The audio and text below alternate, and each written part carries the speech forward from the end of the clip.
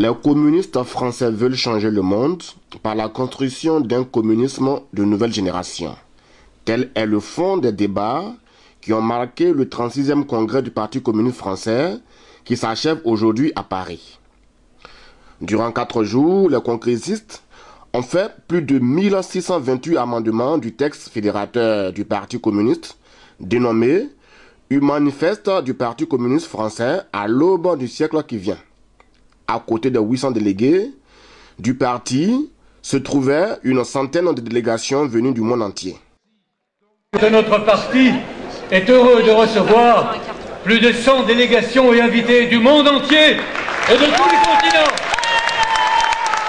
Nous les saluons tous et toutes, chaleureusement, fraternellement. Leurs combats et nos combats se rejoignent. C'est le fondement de nos solidarités. Ayanda d'Afghanistan, le Parti pour la démocratie et le socialisme d'Égypte, d'Algérie, pardon, le Parti pour la laïcité et la démocratie d'Algérie, Ilinka et Anadolu, le réseau international non à l'OTAN ou à la guerre, le Parti communiste allemand, le Parti communiste autrichien, l'Action nationale démocratique du Bahreïn, la cellule progressive du Bahreïn, le Parti communiste de Belgique, le Parti du travail de Belgique, le Parti communiste du Bénin, le Parti communiste de Moravie, le Parti du travail du Brésil avec Walter Pomar, secrétaire national exécutif du Front de Sao Paulo, le Parti communiste du Brésil, le gauche de Bulgarie, le Parti communiste du Burkina Faso, le Parti pour la démocratie, le socialisme du Burkina Faso, le Conseil national pour la défense de la démocratie du Burundi, l'Union des populations de Cameroun, le Parti communiste de Chypre, la guerre de Chypre, le Parti communiste de Colombie, le collectif des associations des familles des Comores, la coordination des associations des Comores, le Parti de Raboulia Comores, le Parti populaire du Gardien, le Parti communiste de Cuba, viva Cuba! Viva Cuba!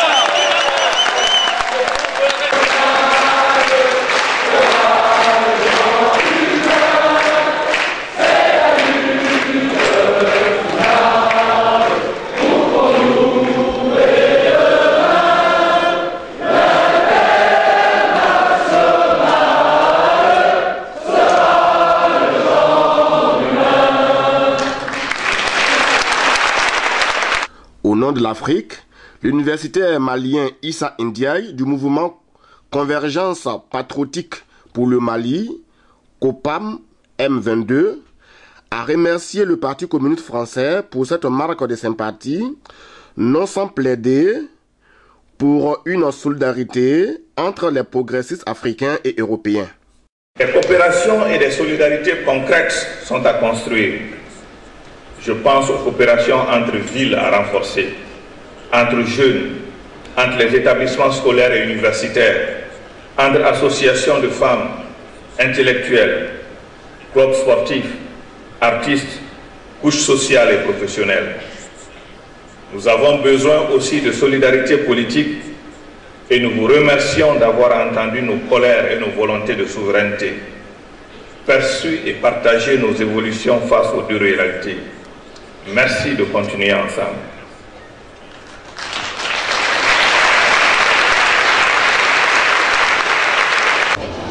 Vous avez pris tout à l'heure la parole au nom du peuple malien, mais aussi au nom du peuple africain. Et quel était le contenu en tout cas, de ce message-là? Qu'est-ce que vous avez voulu véhiculer à vos partenaires européens et en particulier au PCF? Bon, c'était d'abord remercier le PCF et tous les partis de gauche pour leur soutien constant aux luttes que nous menons au Mali, en Afrique et ailleurs. Et aussi de leur expliquer la trame du conflit actuel au Mali, qui n'est pas simplement une guerre de religion, mais une guerre géopolitique et géostratégique, et de convoitise des richesses du sous-sol malien par les multinationales occidentales. Donc sous couvert de lutte contre les islamistes et autres, sous couvert donc de rébellion, en fait, il y a une politique programmée de partition de nos pays en raison des richesses dont nous disposons. dans nos sous-sols. Et c'est ce qui explique toute cette histoire. Maintenant, on essaie de trouver un habillage en faisant venir des pays africains, d'autres forces militaires des pays africains. Et maintenant, on parle de mandat oghusien, mais l'objectif stratégique, géopolitique et géostratégique n'a pas changé fondamentalement. Il s'agit toujours d'avoir un libre accès total aux richesses minières dont nos pays nous disposent. Et pour cela, donc, on met en place des gouvernements dociles, qu'on appelle démocratiques à l'occasion. On appelle à des élections dans le plus bref délai pour donner un vernis de légitimité à des pouvoirs prédateurs qui sont plus au service des puissances occidentales que de leur propre population. Et jusqu'ici, il y a une question essentielle qui n'est pas réglée. On essaie de trouver les solutions en dehors du Mali. Or, il n'est pas possible de trouver des solutions durables au problème malien si on ne donne pas la parole au peuple malien lui-même qui, en toute souveraineté, doit décider de son propre destin. C'était le message essentiel que j'ai eu à porter à ce congrès et pour exprimer. Invité spécial lors de ce 36e congrès du Parti communiste français, le parti de Laurent Gbagbo, représenté ici par son 3e vice-président, le ministre Michel Amani Nguessa, profitera pour solliciter la caution de plusieurs congressistes en faveur de la libération du président Laurent Gbagbo, détenu à la Cour pénale internationale de La Haye, aux Pays-Bas, et ce, à travers une pétition. Ouais, il faut qu'ils sortent. Vous venez de signer une pétition pour la libération du président Laurent Gbagbo? Oui. Voilà. D'abord, je crois que la Cour pénale n'est pas destinée aux Africains. L'Afrique doit se libérer. Les peuples africains doivent pouvoir assumer leurs responsabilités.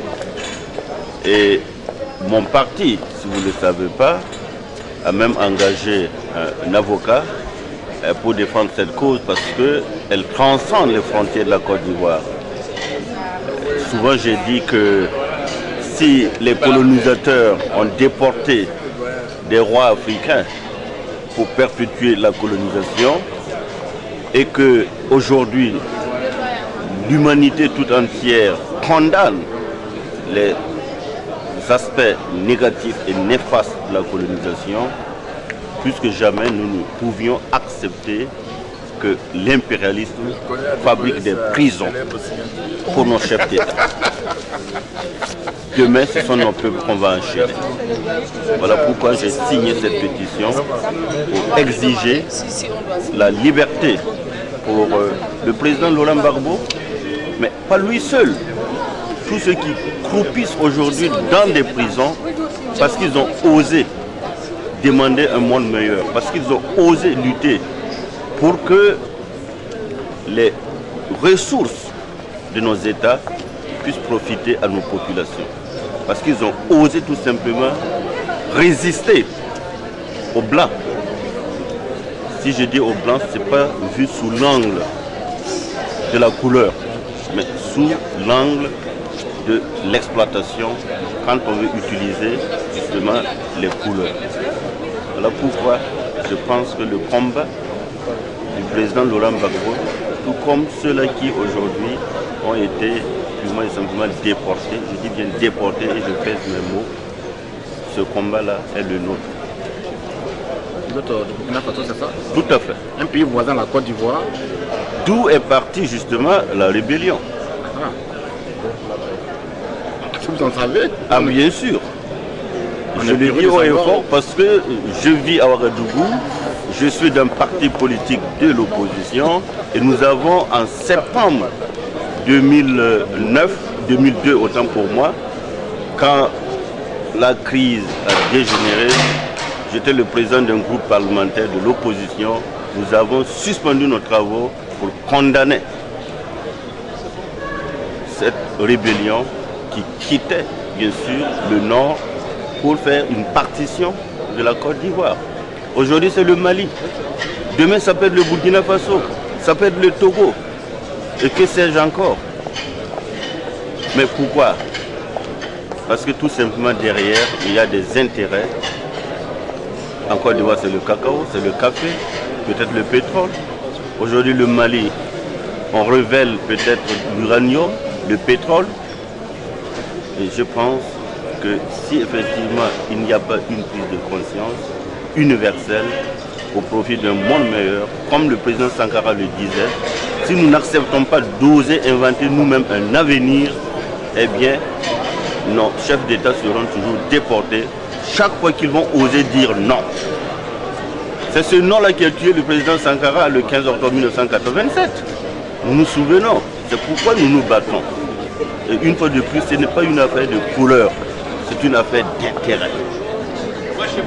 Soit nous sommes pour l'impérialisme et il va nous écraser, ou nous sommes pour la liberté et nous allons lutter pour la liberté. Pourtant, le Burkina Faso, à travers son président Blaise Compaoré, est très engagé dans la reconstruction en Côte d'Ivoire, sauf que les choses n'avancent pas. Est-ce que c'est une volonté politique? On l'a aussi vu un peu partout. Mais nous disons que le président Blaise Compaoré, c'est le pyromane devenu sapeur-pompier. Il ne faut pas, chez nous, regarder les manifestations, il faut regarder les causes. Nous sommes pour un règlement diplomatique, politique, là où il y a des crises. Mais en attendant, on peut éviter les crises. S'il y a la démocratie, s'il y a la justice sociale, si on n'est pas le support de l'impérialisme. Aujourd'hui, le président Blaise Compaoré aussi est impliqué, tout comme il a été au Libéria en Sierra Leone. Aujourd'hui, nous savons qui est derrière ce groupe Bolloré, qui se trouve derrière les intérêts justement de l'impérialisme français.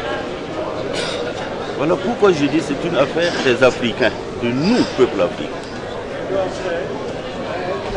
Merci.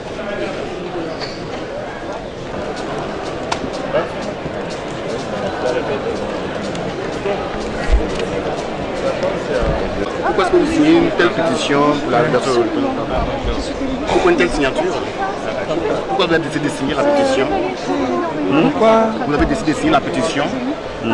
Oui, nous avons décidé de signer la pétition pour que, en fait, il puisse y avoir une démocratie véritable en Côte d'Ivoire et que les assassinats puissent être arrêtés, qu'il y ait une véritable réconciliation nationale. Vous connaissez le président Laurent Gbagbo? Puis la libération de Laurent Gbagbo, il faut que la justice soit faite. Voilà. Dans le cadre de la solidarité avec le peuple. Et on le fait aussi dans le cadre de la solidarité avec le peuple de la Côte d'Ivoire. Vous êtes de quel pays? Du Burundi.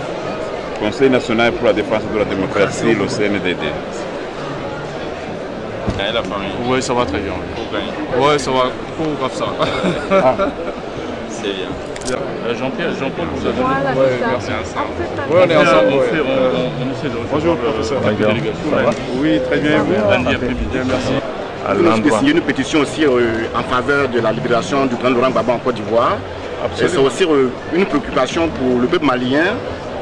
Absolument, parce qu'il nous faut cesser d'être donc toujours là à la solde des Occidentaux, jusqu'à aller donc livrer nos dirigeants en pâture pour qu'ils les jugent. De quel droit? De quel droit? Aujourd'hui, le peuple malien est en train de comprendre le drame de la Côte d'Ivoire. Il a fallu que nous soyons dans cette situation pour que les yeux s'ouvrent et qu'on sache et qu'on comprenne les vraies raisons du coup d'État contre Gbagbo et du complot donc, qui est tissé contre la Côte d'Ivoire. C'est le même complot qu'on a aujourd'hui contre le Mali.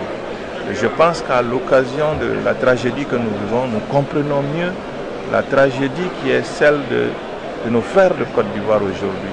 Et nous devrions ensemble construire des solidarités agissantes pour mettre fin à ces dictats des Occidentaux et aussi donc aux agissements des potentats locaux qui, à l'occasion, ils installent au pouvoir et qui maintiennent, qui prolongent les politiques qu'ils ont décidées par ailleurs. Je pense que c'est ça, en tout cas. Nous proclamons notre solidarité à l'endroit du peuple ivoirien et nous demandons la libération immédiate du président Gbagbo. Merci.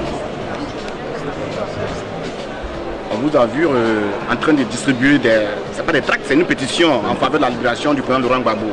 C'est quoi le sens de cette action-là dans un congrès tel que le congrès du Parti communiste français? La Côte d'Ivoire est victime d'une situation on ne peut plus injuste depuis le 19 septembre 2002.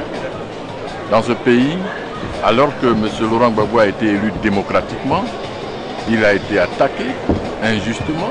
Et aujourd'hui, on fait passer M. Laurent Gbagbo comme le bourreau, n'est-ce pas? Et ceux qui ont attaqué deviennent les victimes. C'est une injustice. Nous avons besoin de la solidarité internationale pour mener le combat afin que la Côte d'Ivoire retrouve une normalité de la vie politique. Et surtout pour que M. Laurent Gbagbo retrouve la liberté totale. Et c'est pourquoi aujourd'hui nous sollicitons le réseau africain des partis de gauche pour que ces objectifs soient atteints. En premier lieu, la libération de M. Laurent Gbagbo, et puis ensuite la libération de tous les prisonniers en Côte d'Ivoire, le retour apaisé de tous les exilés. Voilà donc le combat que nous sommes en train de mener. Et nous le menons en Côte d'Ivoire, mais il faut aller aujourd'hui au-delà de la Côte d'Ivoire, internationaliser la lutte. C'est ce que nous sommes en train de faire. Vous êtes en train de dire que les négociations aujourd'hui qui ont en cours aujourd'hui en Côte d'Ivoire entre le Front populaire ivoirien et le parti au pouvoir n'ont aucune chance d'aboutir, c'est ça? C'est pourquoi vous sollicitez en tout cas le soutien de vos camarades de la gauche à l'international, c'est ça? Nous avons besoin effectivement d'être compris, aussi bien à l'intérieur de la Côte d'Ivoire qu'en international. En Côte d'Ivoire, nous négocions, ça veut dire que nous nous expliquons devant les autorités du pays, mais il faut aussi que notre cause soit entendue à l'extérieur de la Côte d'Ivoire. C'est ce que nous avons commencé et que nous poursuivons. Beaucoup disent que la solution doit venir de l'intérieur. Pour vous, est-ce qu'il y a espoir? Est-ce que le pouvoir aujourd'hui est capable de vous écouter, de vous entendre? Mais à l'intérieur, le Front populaire ivoirien a tout fait pour renaître de ses cendres. Et c'est pourquoi nous menons ce combat. Donc, nous partons de l'intérieur pour aller vers l'extérieur. Ça veut dire que nous avons foi dans le combat à l'intérieur, mais nous avons besoin de soutien de l'extérieur. C'est une complémentarité dans l'effort. Beaucoup d'Ivoiriens s'interrogent et se disent cette négociation, ces négociations ne vont pas aboutir et que bon, ça va être encore de la diversion de la part du pouvoir en place. Vous y croyez? Quel est votre commentaire dessus? Ceux qui n'y croient pas, c'est leur bon droit. Mais nous, en tant que parti politique, qui prônons toujours la transition pacifique à la démocratie, nous y croyons. Nous croyons fortement dans les valeurs de la négociation. C'est la loi du donner et du recevoir. Nous allons pour rencontrer les autorités en place. Nous espérons que ces autorités vont nous comprendre et que nous allons à ce rendez-vous du donner et du recevoir pour que la Côte d'Ivoire connaisse enfin la paix. Pourquoi il y avait un refus total du pouvoir en place, il y avait un blocage? Quelles vont être les nouvelles actions du Front populaire ivoirien aujourd'hui en Côte d'Ivoire? Nous allons continuer à cultiver le dialogue jusqu'à ce que le dialogue triomphe. Alors que les municipales se profilent, est-ce que cela peut être un frein, un blocage à ces élections locales-là? Absolument. Nous disons des choses concrètes qui peuvent libérer toutes les énergies pour aller aux élections. Il faut que le pouvoir nous comprenne. Il y a par exemple la question sécuritaire qui est extrêmement grave en Côte d'Ivoire aujourd'hui. Il y a l'arbitre des élections, la CEI. D'après les accords de Pretoria, la CEI doit être dissoute après les élections générales, après les législatives. Nous attendons la dissolution de la CEI et la mise en place d'une nouvelle CEI. Il y a un certain nombre de conditions, la libération de tous nos prisonniers, le retour apaisé des exilés. Nous le disons, ce n'est pas un chantage, mais nous le demandons parce que nos candidats sont parmi les prisonniers, parmi les exilés. On ne peut pas aller à un match de football lorsque vous mettez en prison tous les joueurs de l'équipe adverse. Ce n'est pas possible. Aujourd'hui donc, notre capitaine, nos arrières, nos avançants et même les supporters sont en prison. Ceux qui doivent voter pour nous sont en prison. En Côte d'Ivoire et sont exilés au Libéria, un peu partout. Donc, nous voulons véritablement que le pouvoir nous comprenne. Ce n'est pas du chantage, mais c'est des choses réelles. Et nous souhaitons être compris et que le pouvoir donne des signaux forts afin que la solidarité nationale, la fraternité nationale soit une réalité. Pour boucler 4 jours, en tout cas de négociations, même pas de négociations, mais de discussions au niveau du PCF ici, concrètement, vous, en tant qu'homme de gauche, qu'est-ce que vous avez retenu de ces 4 jours de travaux au cours de ce 30e congrès du PCF ici au niveau de Paris? Je crois que le PCF est en pleine reconstruction. C'est ce qu'il faut retenir. Et comme un organe, il y a de la résurrection, n'est-ce pas? Le PCF renaît de ses cendres. Aujourd'hui, c'est un parti fort qui pratiquement, je peux le dire, dirige le front de gauche, n'est-ce pas? Quand j'en juge par la présence de tous les éléments constitutifs du front de gauche à ce congrès, eh bien, je crois que le PCF est devenu un parti très fort. Mais ce n'était pas le cas il y a peu. Ça veut dire que le Front populaire ivoirien peut s'inspirer de l'exemple du PCF français, n'est-ce pas? Et dire que nous connaissons des moments difficiles. Et comme l'a dit le secrétaire national du PCF même, il faut oser. Il faut oser. Et nous allons oser au niveau du Front populaire ivoirien en Côte d'Ivoire. L'Afrique n'a pas eu beaucoup droit au chapitre ici. Vous pensez que c'est une façon aussi de traiter les problèmes comme ça au niveau européen? Ça vous inspire au niveau africain? Parce que très souvent dans les congrès africains, on ne parle que des problèmes nationaux, il n'y a pas d'ouverture. C'est une expérience que vous venez de vivre? Vous savez, il y a l'international socialiste. La leçon que je tire aujourd'hui, c'est que les Africains ont compris qu'il faut aussi un réseau africain des partis de gauche. Ce que j'ai retenu, c'est que cette initiative a été déjà prise et nous allons nous retrouver à Tunis très bientôt pour créer une sorte d'internationale africaine des partis de gauche. C'est une excellente idée et il faudrait que l'Afrique se batte et se libère par elle-même. Ok.